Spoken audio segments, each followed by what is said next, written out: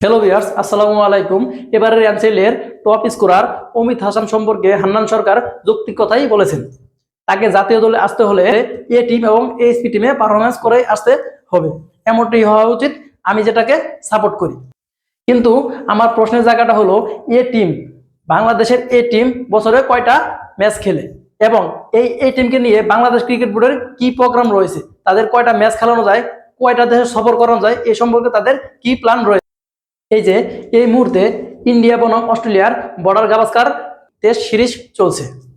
এমন তো অবস্থায় ইন্ডিয়া এ টিম এবং অস্ট্রেলিয়া এ টিম দুইটি টেস্ট ম্যাচের একটি সিরিজ খেলেছে। এ টিম এমন একটা জায়গা যেখানে নতুন প্লেয়ারদের এক্সপেরিমেন্ট এবং নতুন প্লেয়ারদের ট্যালেন্ট যাচাই করার বড় একটা জায়গা। ইন্ডিয়া এ টিম এবং অস্ট্রেলিয়া এ টিম দিয়েই আমরা কথা এগিয়ে যাই। ইন্ডিয়া এ টিম এবং অস্ট্রেলিয়া টিমের কথা আমরা বললাম। এই ইন্ডিয়া এ টিম তারা এই ইমিডিয়েটলি দুলীপ ট্রফি খেলেছে এবং সেখানে অনেকগুলো ম্যাচ খেলেছেন, এমনকি তারা সেখানে অনেক ভালো একটা পারফরমেন্স করেছেন।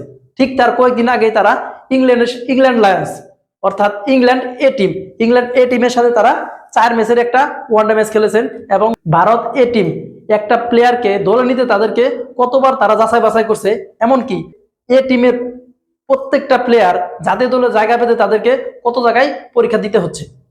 সেদিকে লক্ষ্য করলে বাংলাদেশের চিত্রটা পুরোটাই আলাদা। ইন্ডিয়ার কথা যদি আমরা বাদ দিই, ধরেন অস্ট্রেলিয়া কিছুদিন আগে ইন্ডিয়ার সাথে 2টি টেস্ট ম্যাচের একটি সিরিজ খেলেছে এবং অস্ট্রেলিয়া এ টিম নিউজিল্যান্ড এ টিমের 3 ম্যাচের একটি ওয়ানডে সিরিজ খেলেছে এবং 2 ম্যাচের 2টি টেস্ট সিরিজ তারা 2বার করে খেলেছে। আবার তারা শ্রীলঙ্কা এ টিমের সাথে টেস্ট সিরিজ খেলেছেন 2টি এবং ওয়ানডে ম্যাচও খেলেছেন। আবার ইংল্যান্ড লায়ন্সের সাথে একটি টেস্ট সিরিজ খেলেছে। তো আলটিমেটলি যে কোনো এ টিমের প্লেয়ারের কাছ থেকে যদি আপনি ভালো কিছু চান, তাহলে তাকে খেলার সুযোগ করে দিতে হবে এবং তাকে ট্যুরের ব্যবস্থা করে দিতে হবে, অর্থাৎ তাদেরকে বেশি বেশি ম্যাচ খেলার সুযোগ করে দিতে হবে। তবে খুব ভালো একটা বিষয়, এবার পাকিস্তানের টেস্ট সিরিজের আগে এ টিম একটি ট্যুর করেছিল, কিন্তু সেই টিমটা কেন কন্টিনিউ হলো না। এখন আসেন West Indies series. Bangladesh West ইন্ডিজে গেছে একটা সিরিজে। Bangladesh A team West Indies A টিমের সাথে একটা খেলার জন্য ট্যুর করতে পারত।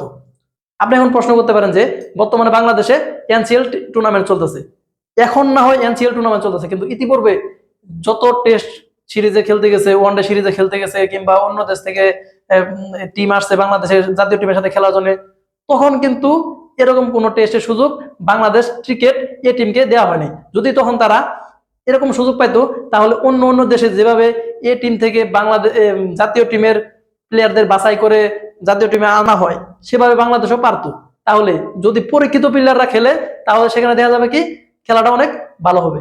বাংলাদেশ এ টিমে যদি ট্যুরের ধারাবাহিকতা দেখি, তাহলে দেখবেন তারা কয়টি ট্যুর বা কয়টি ম্যাচ খেলেছে। জাস্ট পাকিস্তান এ টিমের সাথে একটি 3 ম্যাচের ওয়ানডে ম্যাচ খেলেছে এবং 2 ম্যাচের একটি টেস্ট সিরিজ খেলেছে।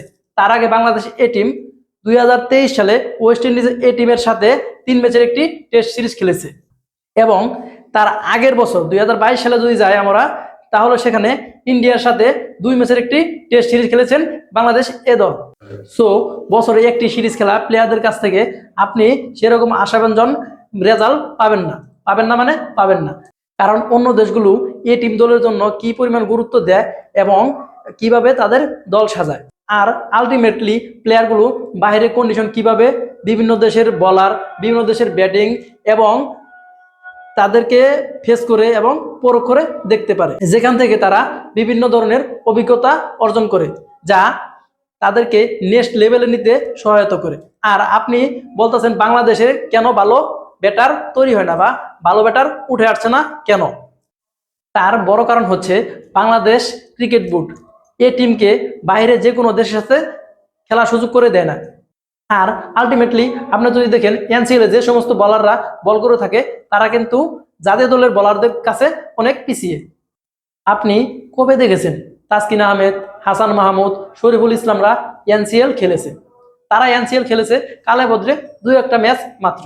সেই জন্য এনসিএল এর ব্যাটাররা ভালো বলারদের সামনে তাদের বল ফেস করতে পারে না, সেজন্যই তো তারা ভালো ব্যাটার হতে পারছে না, আর আমরা ভালো ব্যাটার পাচ্ছি না। সেজন্য আমাদের এই টিমের প্লেয়ারগুলোকে বাইরে বেশি বেশি ট্যুর করার সুযোগ করে দিতে হবে, যাতে করে তারা বিভিন্ন ধরনের অভিজ্ঞতা অর্জন করতে পারে। এবং বিভিন্ন রকমের বলারদের বল ফেস করতে পারে, নিজেদেরকে ম্যাচিউর তৈরি করতে পারে এবং বিভিন্ন ব্যাটারদেরকে তারা বল করে পরাস্ত করতে পারে।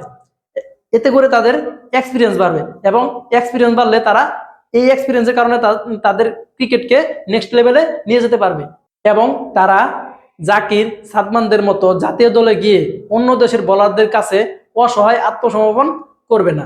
যেমনটা আমরা দেখেছি ওয়েস্ট ইন্ডিজের টেস্টে তাদেরকে কত অসহায় মনে হয়েছে, তা তাদের মাঠের খেলায় ফুটে উঠেছে, সেটা আমরা সকলেই দেখেছি।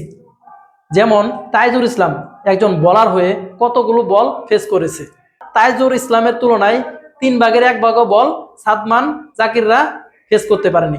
তাহলে বোঝাই যাচ্ছে তাদের কি করুণ দশা মাঠে। তাই এখনই আমাদের সিদ্ধান্ত নিতে হবে যে পাইপলাইনের প্লেয়ারগুলোকে আমরা বেশি বেশি ট্যুর করাবো এবং বেশি বেশি ম্যাচ খেলার সুযোগ করে দিব। তাহলে তারা আন্তর্জাতিক ম্যাচের জন্য প্রিপেয়ার্ড হবে এবং জাতীয় দলে গিয়ে তারা ভালো খেলা উপহার দিতে পারবে।